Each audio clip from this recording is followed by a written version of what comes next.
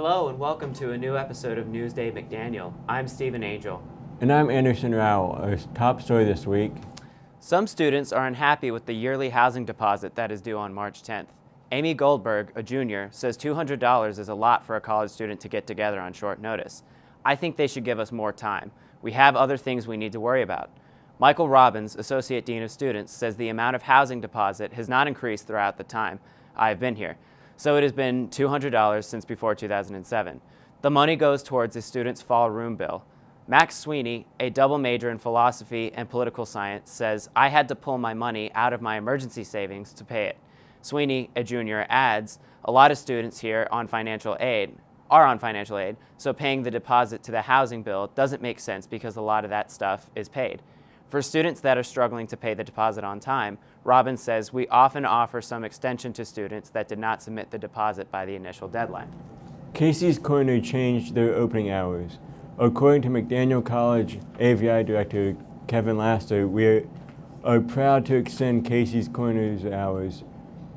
We got a lot of requests and I feel that this will increase service. Casey's is now open Mondays to Thursdays from 7:30 a.m. to 11 p.m., Fridays from 7:30 a.m. to 3 p.m., and Sundays from 6 p.m. to 11 p.m. Senior Oshi Sarkar, a student worker, says since we're open longer, more students are coming in here to study and hang out with their friends. Freshman Asia Russell, a regular at Casey's Corner, says, I am glad that Casey's is open longer. Now I'm doing late night work, I can get myself a coffee and a few treats. With midterms this week before spring break, the Student Accessibility and Student Services and Support Services Program, commonly known as the SAS office, are using as many of its resources as possible to help students. Director Melanie Conley and Associate Director and Coordinator of SAS, Kendra Hurd, have both noticed a spike of students that have signed up for testing accommodations or some other form of support due to midterms this week. Conley mentions that on Wednesday, March 8th alone, there are 26 tests, which is not as many as we might have for finals week, but it is a lot in our overall scheme. Hurd says we run our academic skills program. We do see a little bit of a dip off at this midterm because students are completing papers, going home early, or doing tests. So those students that come in regularly, we might not see as much. But we see our other students a little bit more often because of the testing. As director and associate director, respectively, Conley's and Hurd's jobs, which mostly involve anything from meeting prospective students to providing accommodations for over 400 undergraduate students, is already a daily task.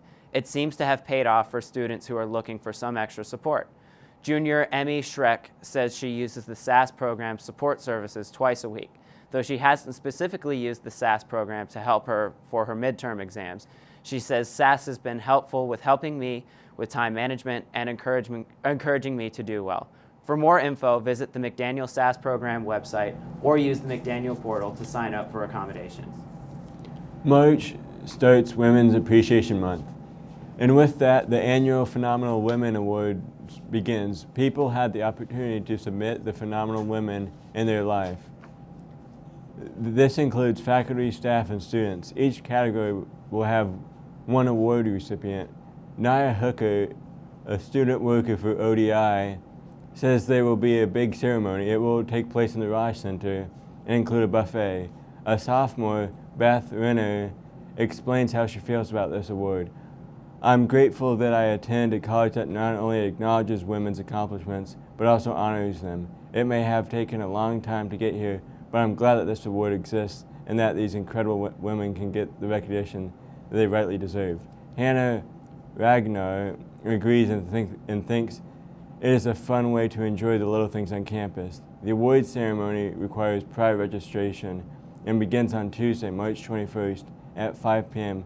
in the Nagana Forum. Now we go to Newsday correspondent Andy Hunkera for a commentary about the show Outer Banks. The Pogues and the Kooks returned with their third season of Outer Banks on Netflix on February 23, 2023. With this return, we saw how the Pogues went from being stranded in Pokelandia, a private island surrounded by water with amazing sunset views and none other than having each other's company, to being rescued by a plane that led to Kiara's kidnap. Luckily, that does not stop at Pogue. John B., Sarah, Kiara, Pope, JJ, and Cleo continued with their treasure hunt to find El Dorado, located in Tres Rocas, South America. Along with their journey, the 6 of them continue to find themselves running away from their near-death experience caused by the big bad wolf, Sing. As the group reached Tres Rocas, John B. and Sarah had to find a way to save John B.'s dad and continue with their mission. After, the 4 of them spent the night at the river, and then they decided that the next morning they would start a day-long hike in order to make it in time to Solana. While at Solana, Big John was able to find their solution to the snow. By having the solution, Big John, John B., and Sarah were able to find the cave where El Dorado was. Unfortunately, after John B. and Sarah explored the cave and collected some loose gold, Sing found Big John hiding in a corner. Big John decided to threaten Sing by throwing a dynamite onto the ledge that was near the opening of El Dorado, which led to killing Sing and sealing off the cave for forever. Even though I believe this was a great season, some watchers were not expecting that simplistic ending to it. According to Aaron Riley, I'm not a big fan of having cast members coming back to the season to have them die at the end. But not only was Aaron not a big fan of the ending, according to Jocelyn Duman, not only was the ending abrupt, but it also made me wonder why the director chose this to be the ending of a season. However, on the other hand, there were some other watchers, like Samantha Hebron, who believed that the show had a great ending by making them wonder what will happen next to the Pogues. Thanks, Andy. The grounds crew has been busy preparing the campus as the spring season approaches.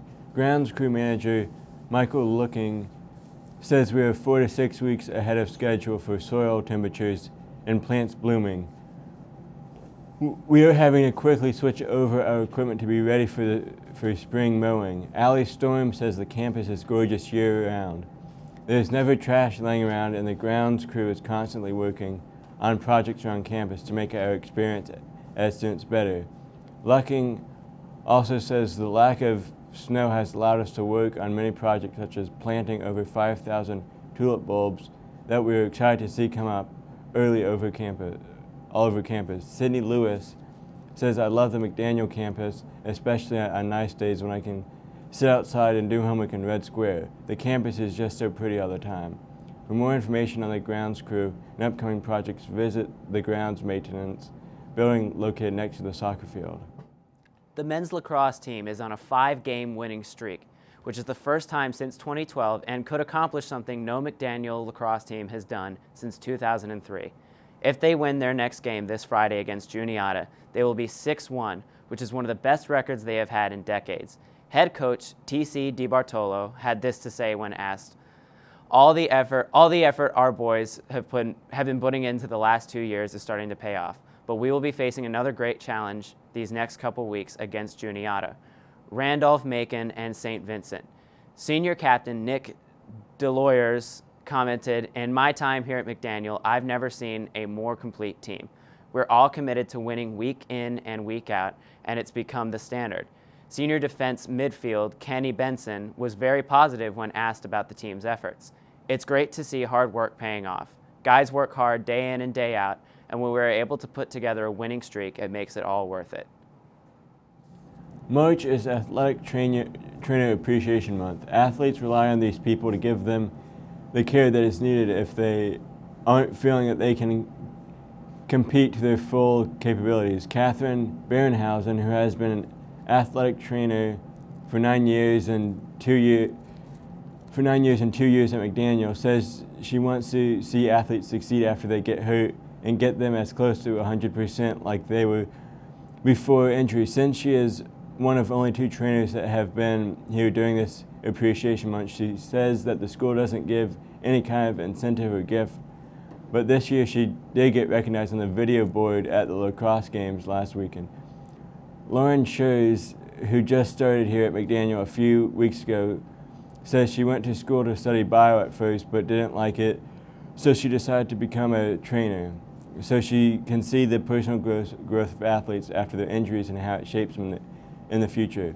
She also says that the reason she chose to come to work at McDaniel is that Catherine was a mentor of hers and she really wanted to work alongside her. Joy Dukes has been certified for 9 months and is a grad student here, says she wanted to do something in the health care field, and when she went to a camp at UMD, she realized it wasn't for her, so she then decided to start studying sports medicine. All athletes depend on these people to get them back healthy and feeling as close to 100% as possible, so that way they can go out and play sports they love so much. There has been a movement to pay student athletes, but what determines their pay? David Smoot, a basketball player, says it's a matter of circumstance. McDaniel is a Division III liberal arts college. Because of that, there's a lot of money put into sports programs, and they draw in the national crowds and the merchandise that D1 programs do. Lauren Hall, a teammate, who would like to get paid, but says that students here are put in situations that weren't getting paid. All the games here are free, and the basketball jerseys don't have the names on them, so they can't make money from their likeness. Kevin Curley, the men's basketball coach, says student athletes should be paid based on the amount of money their programs bring in. McDaniel's Ultimate Frisbee team is fast on track to become one of the most popular clubs as they look to expand their goals and number of participants. The club already sees high attendance on a weekly basis. Vice President of the club, Nate Tieran, says, "We get about 22 people per meeting, sometimes upwards of 30. We meet on the football field on Mondays and Thursdays from 9 to 11 p.m. The team typically starts a meeting with a warm-up and throw practice before splitting into teams and playing a game." Tieran adds, "We separate into 2 teams and play a game to 13 points, which usually takes an hour, and then we'll play another game until 11 p.m. Sophomore John Cardwell says, "I feel like this team I'm in is welcoming, and you don't have to be really good to play Frisbee because the main thing we go out there is to have fun and get better, so you don't have to be extremely good. It's just about having a good time." Freshman Armani Moore says of the team's past events, the team played in a tournament against 3 D1 schools, including UMBC, last semester and placed in the semifinals. The future of the club is very bright, and there are big plans, according to Tieran. "We hope to host some games this semester against other schools, as well as attend some tournaments held by other schools, and we're planning in the early stages of hosting a tournament here at McDaniel." For more info, follow the team's Instagram page and visit Thursdays evenings. The production of Heathers the Musical had a successful run from March 2nd to 4th and sold 928 tickets in total. However, there has been some controversy over Friday night's show's improv bit. During one of the numbers, Hadley Watts, who played the role of Mrs. Fleming during her solo, improv'd a few lines about President Julia Jaskin, who was there to see the show that night with her family. Watts said, "My boss, Julia Jaskin, is here tonight. I don't need her to cut out any more of my programs. First music, what's next?" After getting some backlash from other production members, Watts said Jaskin demanded an apology and wrote a personal letter. Watts says, "There is a lack of focus on the arts here at McDaniel, and I want to use every opportunity I can to speak up on that." Alpha Psi Omega, the Theater Honor Society, also sent out a statement to Julia Jaskin thanking her for continued support. Regardless of Watts' improv, Kat Pilker, the stage manager for Heathers and historian for APO, says Jaskin always comes out and sees our shows and has been a great supporter of the arts. Paul Steiner, a lead in Heathers and member of APO, says there's a consensus that Watts had good intentions but a bad execution. That's all for this week. From NewsDay McDaniel, I'm Anderson Rowell. And I'm Stephen Angel. Stay tuned each week for all your up-to-date campus news and commentaries.